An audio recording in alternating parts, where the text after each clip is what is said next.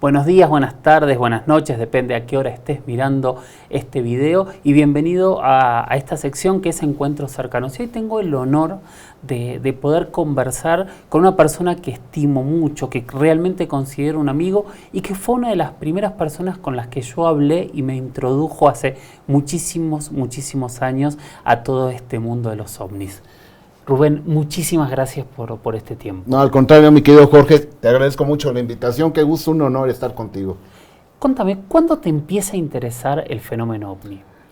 Mira, la semilla inició cuando tenía yo 9 años y mi papá, en paz descanse, nos llevó a ver la película Encuentros Cercanos del Tercer Tipo.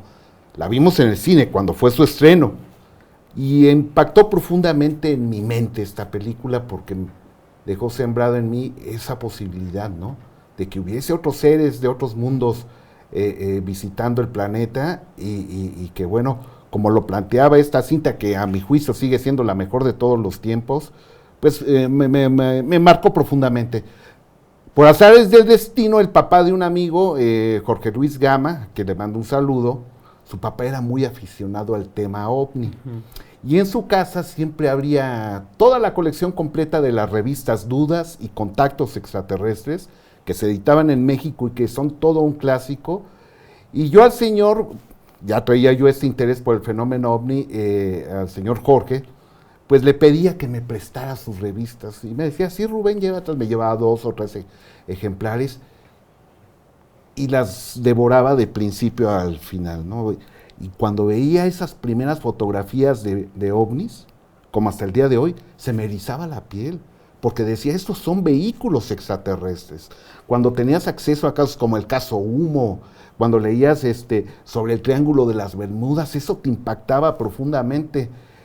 Pero el hecho que definitivamente me tiene hoy aquí, fue en el año de 1986, cuando a las afueras de la población de Texcoco, aquí en México, en una ocasión acudimos con mi familia a una reunión familiar. Mi tío tenía muchas milpas de maíz, estábamos en su casa y ya nos despedíamos, ya en entrada la noche, y de repente nos iluminaron con muchas luces. Yo había pensado que parecía que unidades de la policía se habían detenido en ese momento y claro, encendieron sus torretas, porque fue un baño de luces. Y todos los que estábamos ahí presentes volteamos a buscar el origen de esas luces.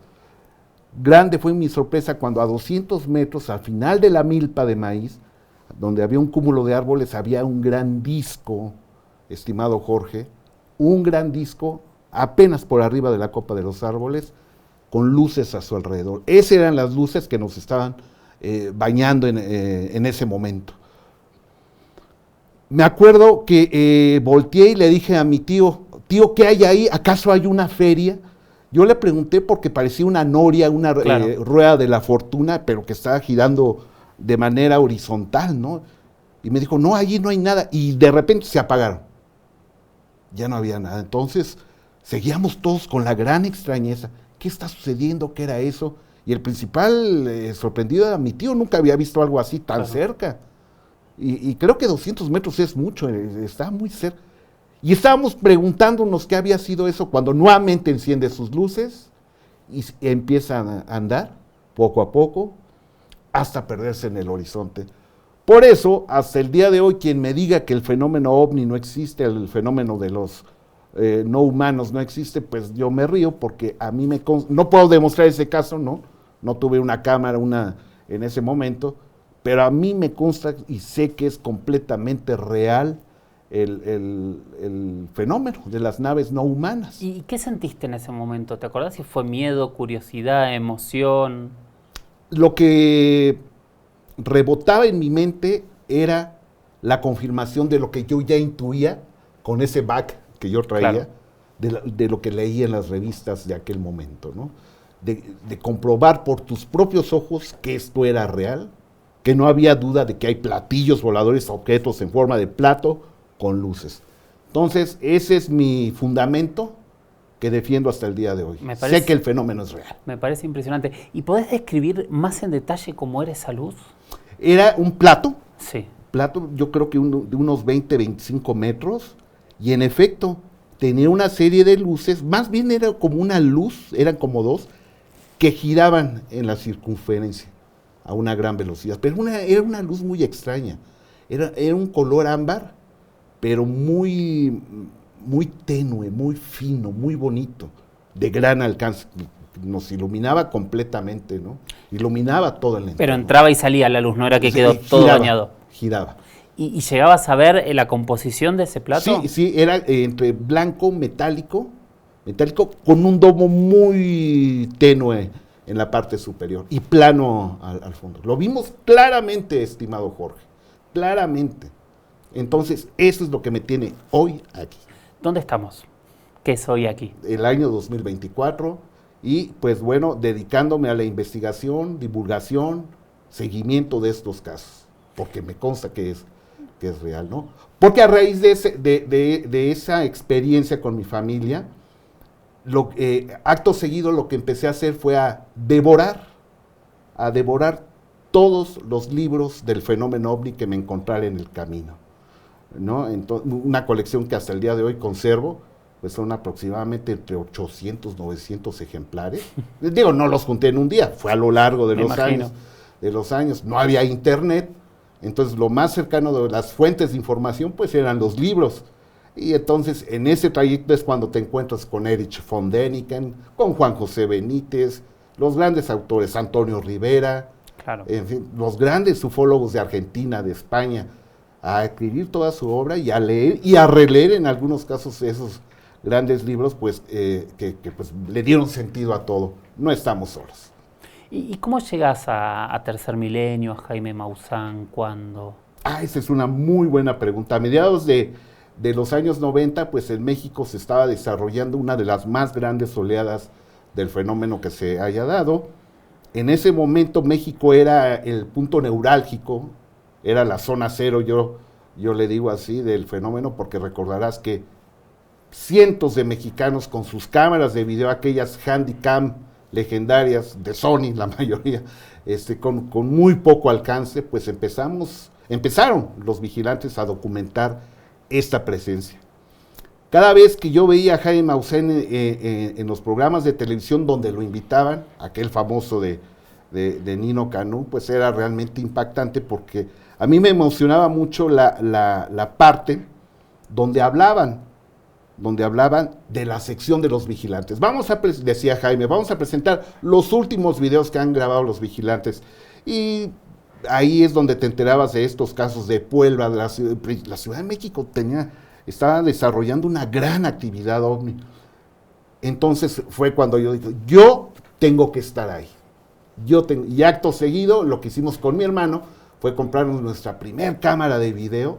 Y de tal suerte que el día que le estrenamos, estimado Jorge, fuimos a la zona centro de la Ciudad de México, donde las adquirías a un precio razonable, regresamos a casa, empezamos a probarla, en la vida habíamos tenido una cámara, nos fuimos a la azotea y de tal suerte que tuvimos oportunidad de grabar una pequeña esfera que estaba allí en el horizonte. La grabación salió horrible porque no sabíamos manipular el zoom y demás, pero de tal suerte que logramos grabar algo el día que estrenamos la cámara. Y bueno, yo ya nada más esperaba el momento de poderme unir al grupo de los vigilantes. Y se dio la oportunidad cuando Jaime se presentó en un programa que se llamaba Hoy con Daniela, de la cantante mexicana Daniela Romo, y en aquella ocasión dijo Jaime, vamos a tener una junta de los vigilantes este domingo en el Desierto de los Leones, en su domicilio, dio los datos y todo, y entonces acudí inmediatamente.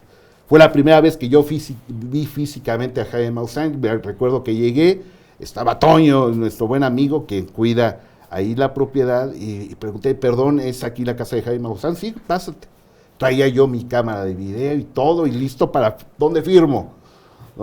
Y estaba Jaime Maussan hablando por teléfono. Entonces, recuerdo que me vio, yo creo que esto fue con un presagio porque me dio una palmada fuerte en el hombro de bienvenida. Era la primera vez que yo lo veía, no crucé palabra con él, pero me dio la bienvenida de esta manera. Entonces me integré al grupo, yo no conocía a nadie, se presentaron videos y presidió esa junta Carlos Clemente. Al término de esa junta Yo me acerqué con Carlos Clemente, fue el año de 1994, esto sucedió, y me acerqué con Carlos Clemente y le pregunté datos, nombres, y le dije, es que yo quiero participar. Lo que yo tenía mucho en mi mente es que yo quería acudir a las investigaciones, estimado Jorge, porque yo veía lo que estaba ocurriendo en el volcán Popocatépetl, en Tepoztlán, por Dios santo, ¿no? Todo lo que estaba ocurriendo, y yo quería ser parte de eso. Entonces yo lo que le dije a Clemente, yo estoy aquí como voluntario, y a mí pónganme a cargar las cámaras, a jalar cables, lo que sea, pero yo tengo que ser partícipe de todo lo que está ocurriendo. Entonces poco a poco así nació la amistad con con Carlos Clemente, en un principio, y un buen día de 1999, me habla Carlos Clemente y me dice Jaime que te integres al equipo. Acababa yo de terminar un trabajo, porque yo de profesión soy diseñador gráfico. Acaba de terminar yo un trabajo, de hecho yo había decidido tomarme unas vacaciones y a la semana me habla Carlos Clemente, que te integres al equipo. Porque precisamente en función de mi labor como diseñador gráfico, yo diseñé el logotipo, los pósters, la propaganda, todo, de los congresos OVNI de Acapulco de 1997 y de 1999. Entonces yo siento que Jaime vio en mí esa chispa de entusiasmo de querer participar, y pues él consideró a bien, algo que le agradezco profundamente, integrarme al equipo. Y te transformaste en un reportero de investigación. Así es, porque mucha gente piensa que yo soy periodista y no lo soy. Como lo mencioné hace un momento. Perdón, déjame interrumpirte. El periodismo es un oficio, es quien lo ejerce. O sea, yo no tengo ningún tipo de duda de que sos un periodista. Muchas gracias. Muchas gracias, querido Jorge, porque como tal, pues bueno, no estudié esa carrera, mucha gente cree que lo soy, pero no. Es un oficio que, como tú bien mencionas, merece todo mi respeto y mi admiración. De por sí yo siempre he sido un gran seguidor de lo que está ocurriendo en los medios de comunicación, escritos, electrónicos, de todo tipo. No solo de este tema, por supuesto, sino de todo lo que ocurre en México y el mundo. Me encantan los medios de comunicación. Y bien, pues, sobre la marcha me hice. Sobre la marcha. ¿Cuál es la investigación que te tocó hacer que más recordás al día de hoy? Ay, mira. Fíjate que fue esos casi 10 días que estuve en Chihuahua, por ahí del año 2005, donde investigué el caso Parritas, un matrimonio que no podía tener familia y que por intervención extraterrestre pudieron volver a tener un bebé. El caso Coyame, el Roswell mexicano. Creo, no quiero hablar de más, pero creo que he sido el único investigador mexicano que ha ido a la zona. Y ¿qué otro caso? Pues el caso de don Raúl Domínguez en Ocotlán, Jalisco, también es un caso que me ha impactado cuando tuve el honor de conocerlo y saber que es una persona íntegra en todos los sentidos, una persona fina, una muy fina persona. Le mandamos un cordial saludo y saber que su caso es real. Y pues más o menos en ese orden serían 3 de mis casos en los que he estado involucrado. Bueno, hablemos del primero, el caso Parritas. ¿Cómo es? ¿Cómo fue? ¿Cómo te empezaste a involucrar? Mira, esto fue gracias a los amigos del grupo de investigación OVNI de Ciudad Camargo, ahí mismo en el estado de Chihuahua, que mantenían comunicación con Jaime y constantemente le hablaban de que acudiera a este lugar porque algo estaba pasando en ese momento en el estado de Chihuahua. Y finalmente Jaime tuvo a bien pues enviarme a su nombre para realizar una investigación muy completa, precisamente en compañía de nuestro compañero Jaime Ávila, quien hizo un trabajo extraordinario de cámara, y estuvimos casi 10 días. El primer caso que investigamos fue precisamente ese de Parritas.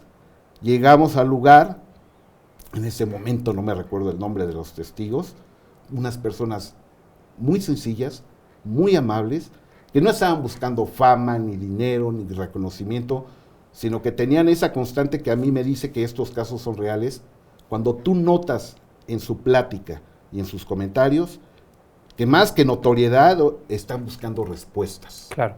Tratando de entender qué fue lo que les sucedió. Entonces tuvieron la confianza de compartir su experiencia, donde nos decían que después de que habían tenido al primer niño, ya la ciencia médica les había dicho que ya no podían volver a tener bebés.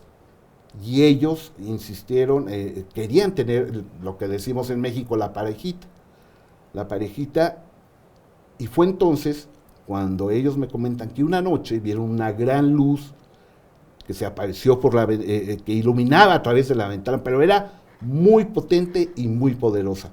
Despertaron, la vieron, se volvieron a quedar dormidos y al otro día dice que despertaron muy cansados, que no se podían ni levantar de la cama, como si algo hubiera sucedido en ese lapso, y lo único que recordaban fue la luz.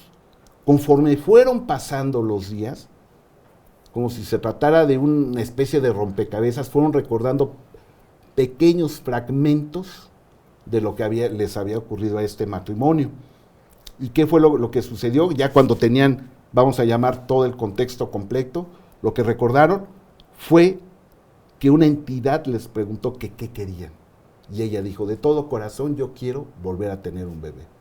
Y tal parece que sí hubo una intervención y al poco tiempo fueron notificados de que la señora estaba embarazada y sin ningún problema volvieron a tener su bebé. Entonces, este es un caso, se llama Parritas, el caso Parritas, porque así se llama el rancho donde ellos habitan, allá en Chihuahua. Si nos están viendo, también les mando un cordial saludo.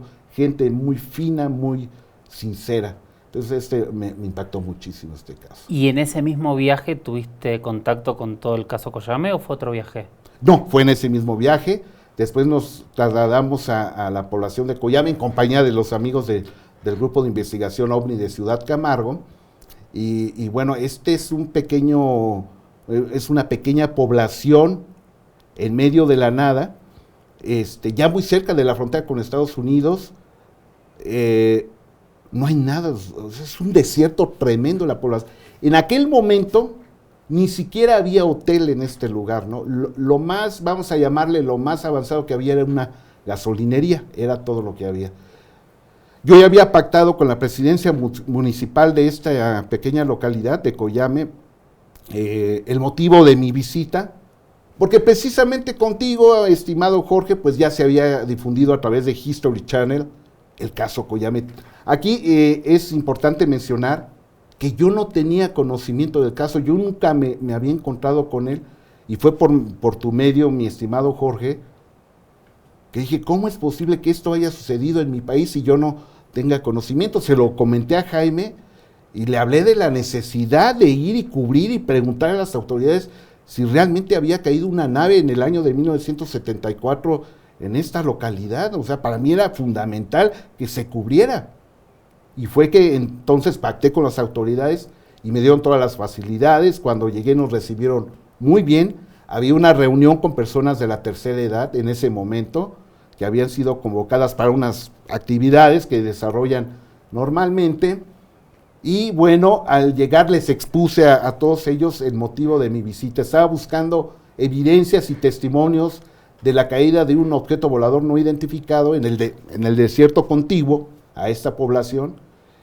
Y fue muy interesante lo que sucedió, porque cuando yo hice esta exposición ante todos ellos, eran como 30, 40 personas, se voltearon a ver entre sí, como dudando de hablar del tema. Y lo que sí recuerdo es que muchos de ellos me dijeron, la gran mayoría, es que eso salió en los periódicos, señor. Busquen los periódicos, sobre todo en el Heraldo. El Heraldo que es un periódico muy conocido aquí en México desde entonces. Y pues no obtuve en ese momento no obtuve gran cosa de ellos. Les agradecí y bueno, continuaron con su actividad. Me trasladé a las oficinas donde les pregunté si ellos tenían algún archivo histórico que registrara el evento. Y recuerdo que fueron muy claros al decirme, miren, no tenemos nada aquí en nuestros archivos, pero si gusta le podemos dar acceso al archivo histórico de Coyame. Cosa que sí me hizo muy interesante. ¿Creen que sea posible? Sí, cómo no. Entonces me llevaron a una habitación ya muy vieja, que eran montañas y montañas de documentos, y dije, Dios mío, ¿por dónde empezamos? Sí, entonces con los compañeros del equipo de investigación de allá de Ciudad Camargo y un servidor, pues nos pusimos a revisar cajas. Sí estuvimos, pues yo te puedo decir un par de horas porque había mucha humedad, aparte de que el calor era tremendo, ¿no?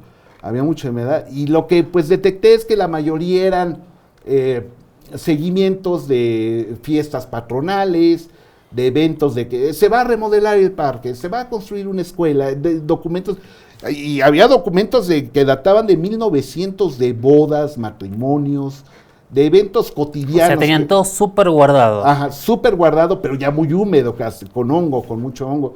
Y pues yo buscaba algo que se relacionara al año de 1974, sí encontré, pero solo eran actas de matrimonio, de funciones y demás. Era como que el archivo, pues, de la población, nada que hablara de incidentes. Regreso con las manos vacías y me dicen, pues, ¿encontró algo? No, pues desafortunadamente no. Y me dicen, bueno, le vamos a dar la dirección del jefe de policía, quien era el jefe de policía en aquel año de 1974, se lo vamos a dar, porque él estuvo presente en el accidente. Porque una cosa sí es importante mencionar, estimado Jorge, en aquel momento lo que sí me confirmó la gente fue el accidente, que sí había ocurrido algo. Vamos a hacer un pequeño paréntesis para la gente, para contar el caso. En 1974 lo que se dice es que un objeto que venía de Estados Unidos choca contra un avión pequeño, una avioneta, y que ahí se produce un accidente, que va un regimiento mexicano a buscar ese accidente, y cuando llega el regimiento del otro lado de la frontera, que también viene persiguiendo a este objeto, en teoría, se encuentra con todos los mexicanos muertos, y que después, dentro de las cosas, lo que encontrás es que había un accidente con un camión del regimiento mexicano con los muertos. Es correcto, es correcto. Era importante que mencionaras ese antecedente, porque cuando yo estaba un poquito desmoralizado porque no había encontrado nada firme, ¿no? Me estaba decepcionando. Entonces, al salir de la presidencia municipal de Coyame, me alcanzan dos personas, la señora Emma Ortega y el señor Juan Domínguez. Como que ellos se esperaron a mi salida porque querían hablar del caso. Y su testimonio para mí resultó oro puro, lo que más busca un investigador del fenómeno OVNI. Testimonios de primera mano, confiables, y de quienes estuvieron allí en el lugar de los hechos. Sobre todo fue la señora Emma Ortega la que me confirmó que ella vio un avión incendiado y un aparato, algo que describió como un aparato que no era el avión, que estaban incendiándose. Que ella vio que la policía y los bomberos habían cortado el camino porque no dejaban pasar a la población civil, ya que este era un incendio pues muy importante, ¿no? Y era algo a lo que no estaban habituados. Y el señor Juan Domínguez fue el que me confirmó la presencia de soldados. Muchos soldados fue lo que me confirmó. Yo los vi, yo estuve ahí, fue lo que me confirmó. Entonces, esos dos testimonios ya habían valido el puro viaje allá a la ciudad de Coyame, porque estás hablando de testimonios de primera mano, lo que buscamos todos los investigadores. Totalmente. Fuimos al domicilio del jefe de la policía, quien no quiso hablar, y literalmente te lo digo, no quiso hablar. Señor, venimos de la Ciudad de México, Tercer Milenio, Jaime Maussan. Y le decía, oiga, ¿ves que nos dijeron de la presidencia que usted estuvo ahí? Ni siquiera hablaba. No salió una palabra es algún tipo de confirmación también de su boca. Sí, así se sintió incómodo, entonces no quisimos también nosotros insistir, más que lo necesario. Y pues bueno, en base a los mapas y a las indicaciones, encontramos el lugar donde presuntamente habría caído la nave. Incluso hicimos un pequeño recorrido a ver si encontrábamos algo. Tengo entendido que el investigador Rubén Uriarte, de los Estados Unidos, que sí estuvo en el lugar. Y que escribió un libro sobre el tema. Escribió un libro extraordinario sobre el tema. De hecho, tuvo a bien, y es algo que quiero agradecerle públicamente, a mencionar parte de mi investigación en su libro. Y que bueno, pues se fueron juntando ahí las piezas, y a mi regreso a la ciudad de Chihuahua, ante la insistencia de las personas de la tercera edad que me decían, busquen el periódico El Heraldo, pues acudimos a la hemeroteca, y esto es algo que ya he mencionado en muchas entrevistas. A mí me llamó poderosamente la atención que las páginas que deberían haber reportado este incidente habían sido arrancadas, fueron extraviadas.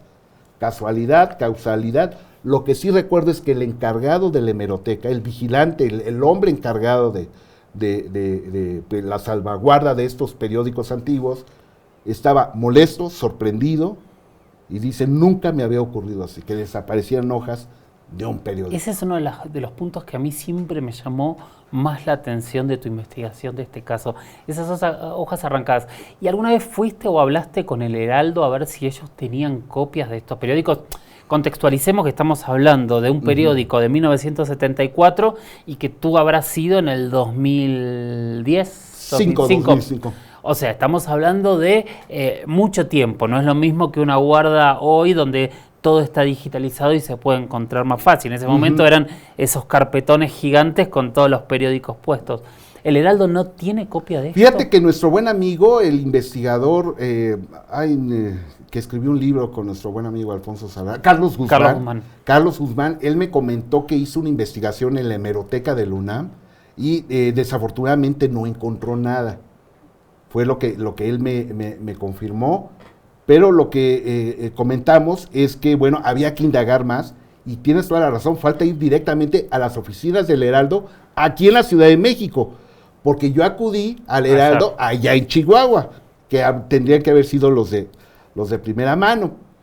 Y en ese punto, de lo que respecta a los periódicos de la época, del año, lo que sí, pues me di a la tarea de revisar a los días posteriores del incidente y a los anteriores. Y fue ahí cuando encontré la nota que tú mencionas y que confirma que en la zona, en la localidad, un camión con soldados mexicanos había sufrido un incidente en el que habrían muerto soldados mexicanos, valga la redundancia, y que de alguna manera pues estaría relacionado con el incidente. Y también confirmaste el accidente de la avioneta, ¿no? No, esa no le he podido confirmar plenamente, porque recordarás, me imagino que tú lo has experimentado, hasta el día de hoy nuestras autoridades aeronáuticas han sido un poquito opacas en cuanto a este tipo de incidentes. Afortunadamente, lo que ya lograron reconocer fue el incidente de Carlos Antonio de los Santos. Ya oficialmente lo reconocieron en el año de 1975. Para quienes no lo recuerdan, este caso fue muy mencionado en México y todo el mundo. Sí. Este piloto mexicano que al aproximarse a la Ciudad de México después de realizar un vuelo pues, en Puebla o en Chimalhuacán, no mal recuerdo. No, Chimalhuacán es Pacheco Pérez. Pacheco Pérez, tienes toda la razón. Lo cierto es que, bueno, se dirigía a la Ciudad de México y fue interceptado por 3 objetos voladores no identificados. Uno se posicionó en cada ala y uno en el fuselaje. Claro, como que aterriza sobre Así los es. objetos. Y gracias a una intervención del INAI aquí en México y por mediación de nuestro titular Jaime Maussan, pues finalmente las autoridades aeronáuticas de México ya lo reconocieron y entregaron copias del archivo. En este caso no hay todavía algún antecedente histórico oficial que confirme que una avioneta cayó en el desierto de Chihuahua, en el desierto de Coyame, pero la parte que a mí sostiene fuertemente los cimientos de este caso fueron los testimonios que yo encontré de estas 2 personas muy lindas y amables que se esperaron a que yo saliera de la presidencia municipal, que me hablaron, señor, me hablaron, es que nosotros queremos hablarle del caso. Y le dije a mi compañero Jaime Ávila, prende la cámara. Y fue en ese momento cuando me dieron su testimonio, que pues para mí es el principal fundamento y sustento. El señor José Domínguez, que me confirmó la presencia de soldados, y la señora Emma Ortega, que acudió al lugar del accidente, que vio la avioneta incendiándose y al ovni hecho pedazos. Bueno, más periodístico que eso, que desempolvar algo que era un rumor a voces, creo que no hay. ¿Cómo siguen tus planes? ¿Cómo sigue este investigador, este reportero? ¿Cómo te ves en el futuro? Me gustaría que me alcanzaran los años para que finalmente esto se abra totalmente. Desde el año 2017 en una profunda meditación de lo que ha ocurrido en los últimos años, con el periodista Jaime Maussan, pues hemos llegado a la conclusión de que estamos viviendo la era de la desclasificación. Así como existió una época antigua, todo aquello que tuvo que ver con los mayas y las escrituras antiguas que hablan de la posible presencia extraterrestre, la era moderna que inició con Kenneth Arnold y con el incidente Roswell, a partir del 2017 hemos venido decretando que estamos en la era de la desclasificación, el momento en el que ya se reconozca oficialmente. Al cierre de esta grabación, pues tenemos el entendido de que hay muchos intereses oscuros que no quieren que se abra ya esto. Pero ¿cómo me veo yo? En un punto en el que ya no haya la menor duda de que ya nadie discuta si el fenómeno existe o no. Hay momentos, y esto lo hemos platicado fuera de cámaras, estimado Jorge, y yo siento que, sobre todo a mediados de los años 2015, 2010, que hubo un momento en que yo sentí que estábamos dando vueltas en círculos y no se avanzaba. Y no se avanzaba, pero creo que sí se han logrado grandes cosas que hasta hace unos años parecían imposibles. Coincido. Rubén, déjame decirte que más allá de quererte como persona, te admiro como profesional. Creo que tus investigaciones honestas y profundas son fundamentales en cada uno de los ladrillos que tiene la investigación en nuestro continente. Y además considero que sos un gran presentador, un gran explicador de esas noticias. Hay gente que pueden ser grandes investigadores, pero no necesariamente saben cómo narrarlo. Yo creo que vos tenés esas dos cosas y de verdad quiero decirlo públicamente, sabes que cada vez que te cruzo te lo digo y quería agradecerte estos momentos. ¿Cómo hace la gente para contactarse contigo? ¿Cómo te sigue?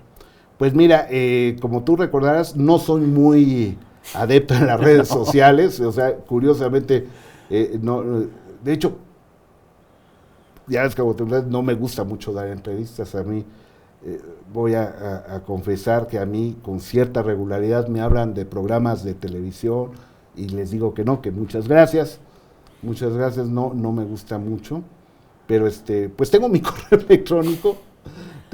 electrónico, que es rvillatoro@tercermilenio.tv. Ahí estoy a la orden para todos. Y en los programas de Tercer Milenio. Claro, y en los programas de Tercer Milenio, Jaime Maussan presenta, en las redes sociales de Jaime Maussan, ahí estamos presentes, en el noticiero, en fin, ahí estamos pues en la trinchera, con todo, divulgando los mejores casos del fenómeno OVNI.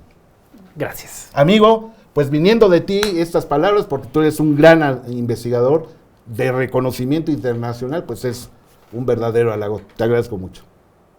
Muchísimas gracias. Muchísimas gracias a todos y nos seguiremos encontrando en esta sección, que un poco la idea es conocer quién está detrás de estas grandes investigaciones y cuál es su historia para haber llegado a donde están hoy, en cada uno en su lugar. Buenas tardes, buenos días, buenas noches.